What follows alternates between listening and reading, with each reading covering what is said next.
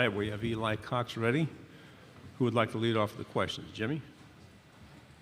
Eli, talk about your transition from playing guard to center. What was that like? Yeah, it was interesting. Center is a little bit different, especially pre-snap, having to diagnose the defense and have just an extra eye on the defense and also know what your offense is doing. You have to be able to see both sides of the ball and see the full picture. So it was a interesting adjustment. I think was just good for me in the long run, be able to understand defensive football a lot better and be able to just have a better knowledge of the game. Your bigger rivalry, would it be Louisville or Tennessee?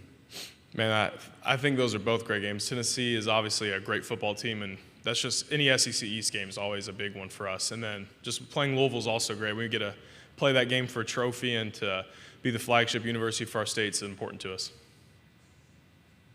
We've been talking a lot about strength of schedule today, and y'all are hosting Tennessee and Alabama this season. So how do you think that home field advantage will affect your gameplay with those two big teams that are known for their giant stadiums and fan energy? Yeah, it's exciting to have really good football teams come to town, and just any advantage you can get in those big games is great, and just having our fans be there supporting us is going to be awesome, just feeding off their energy and playing an exciting football game. You mentioned the SEC East. Do you think sometimes it doesn't get its share of the attention? The West seems to get a pretty decent share. Yeah, I think the SEC East, the competition's growing year in and year out. Georgia's become a very good football program that's consistently in the top 5 and winning national championships, and Tennessee has obviously got a great football program. Florida, Vanderbilt, South Carolina, they're all good football teams. It's a deep field of competition. Back on the right-hand side. Eli, Liam Cohen comes back as offensive coordinator. What does he bring to the table? I think he brings an ability to get our playmakers the ball in good situations. He puts them in matches that they know they can win, and he gives them the confidence that when the ball's in their hands, they'll do something special. What's impressed you so far about Devin Leary? I think just his confidence, and he's a very even-keeled player. He doesn't get too high, doesn't get too low, and he's a very composed player in the pocket and in the huddle. Left-hand side. What are some of the goals that you and your team have set for this upcoming year? I think our goal is just to be a consistently dominant football team. Week in and week out playing in the SEC, each game is tough, and there's a lot of good football players, and we just have to be a consistent football team that looks to win every game we play. Left side.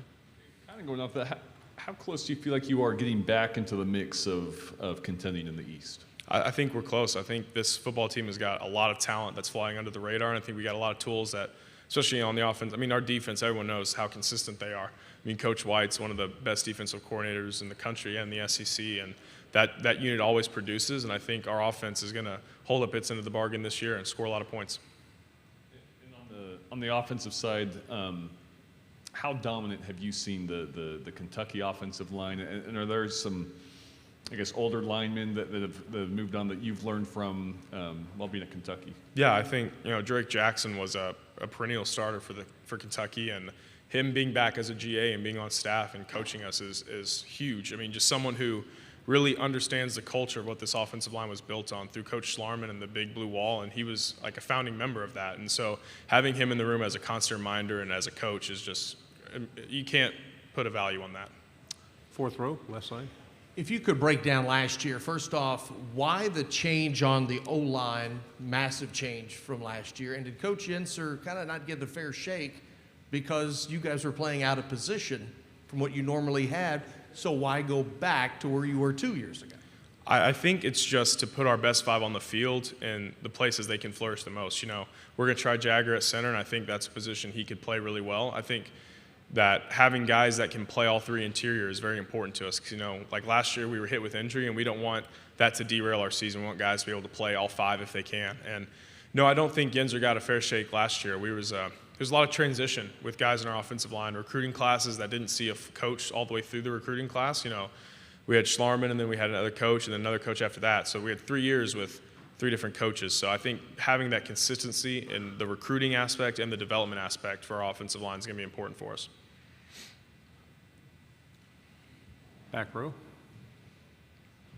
How have you and some of the returners meshed with the guys coming in from the transfer portal on that O-line? Yeah, I think we've welcomed all our guys from the portal with open arms, and they're excited to be here, and just being able to get together off the field has kind of been the most important thing for us. The offensive line's got to be one of the tightest knit groups on the team. All five have to work together just to get one job done. So just spending time together off the field, hanging out with one another outside of the facility, just building that continuity and building those relationships with each other is critical for us.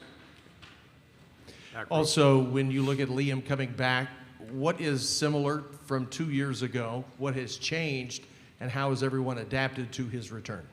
I think his philosophy is something that hasn't changed.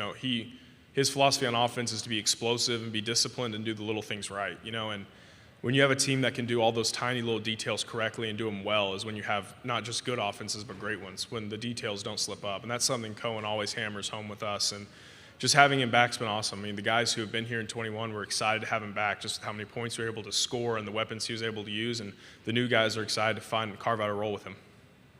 Second row. You haven't had to have a quarterback change in a while, so just how, I guess, different or difficult is it to kind of bring a new guy in and just have that transition of bringing a new quarterback? Yeah, it's different, but it's a lot easier when the quarterback's really talented. Having Will and Devin, they're extremely talented quarterbacks, and Devin's talented in his own way, just with his accuracy, his touch, and his composure. He's a really talented football player, and I think he's just really self-aware of his leadership role that he has to have as a quarterback, and I'm excited to have him in, and he's fit in really well with the guys.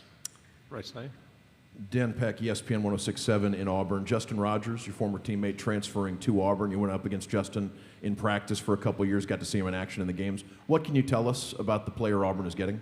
Yeah, Auburn's getting a good football player. He was a good teammate to us, and I blocked him every day in practice for years. So I have a good relationship with Justin. He's a really good football player. You have a degree already, and you're working on an advanced degree, and both of them have a media background. Why don't you tell us about that? Yeah, I mean, my dream job is to do sports broadcasting. I would love to do play-by-play or color commentating on the sidelines for football games. So I've been trying to tailor my degrees from the University of Kentucky to help me do that in the future. Right side. It was a couple of years ago, Will Levis, his production was better than it was a year ago. Do you think that had to do with the change of scheme? Was he injured a little bit? Was it a change of coordinators? What do you think happened? I think there was a lot that played into that. There was a lot of pressure on Will. After having a really good season, I mean, the media surrounding him and the hype surrounding him is that he's got to do it all, and he's got to be the guy, and he's got to be the first quarterback. He's got to win. I mean, just all the pressure on him and just new coaches. It was just a lot for him, and I think he handled it really well. And I think he's just a really talented quarterback, and I think there was a lot that went into that. But I'm excited to see what he can do for the Titans. Back row on the left. You all have a lot of similar opponents this year versus last year, and with that record, 3-4 this year versus the guys who played last year in conference. How do you go about that as a team of saying we need to turn the page and turn this into a better record for that first number being greater than the second number? Yeah, I think it just goes back to the consistency piece. I mean, the SEC top to bottom is a very talented league, and you can't win a game without bringing your A game every week. So it's just focusing on that consistency to bring the energy, bring the focus, and bring the discipline and the consistency to each game. Because these teams aren't going to give you anything, especially on the defensive side of the ball. I mean, there are some crazy good athletes who will be playing week in and week out, and they're not going to let you win. You got to go earn it, and that's something we're going to be focusing on to do that. Left side, back row. Ray Davis also wants to be into sports broadcasting, and I'm beating my Lexington cohorts to it. You can come to KYT and you're hired. What have you seen out of Ray and the maturity he brings and the maturity that Leary brings and some of the other transfer portal guys? Yeah, I think an emphasis for us out of the portal is not just bringing in new faces, but old faces. I mean, these guys have played a ton of college football and seen just about everything you could imagine playing, and having just a veteran presence that's new to the team is really exciting. And they're able to show the young guys, what it's like playing college football, and you can't put a price tag on that experience that they'll bring. Final question right here, front row. Chris Farblin, KCOU 80 FM. Eli, of course, a lot of incoming players in the transfer portal, namely on the offensive line. I believe you guys have brought in 5 players in the portal just on the offensive line alone. With offensive line play, a big part of that is playing as a unit and cohesion. How have the new guys helped? How have they gelled with the offense? And do you guys feel that by the start of the year, you guys will have a cohesive unit? Yeah, definitely. I think they've gelled really well with the group. I mean, our emphasis, too, when we're bringing in guys is we brought in a lot of Power 5 transfers, and Marcus, who played at Northern Illinois and played really good football there. And we brought in guys that not just fit what we need physically, but fit our culture as an offensive line. I think that has ultimately made their transition in so much easier when they have the same mentality as the rest of the guys in the room, it's easy to get along. Eli, very good job. Thanks very much. Thank you, guys.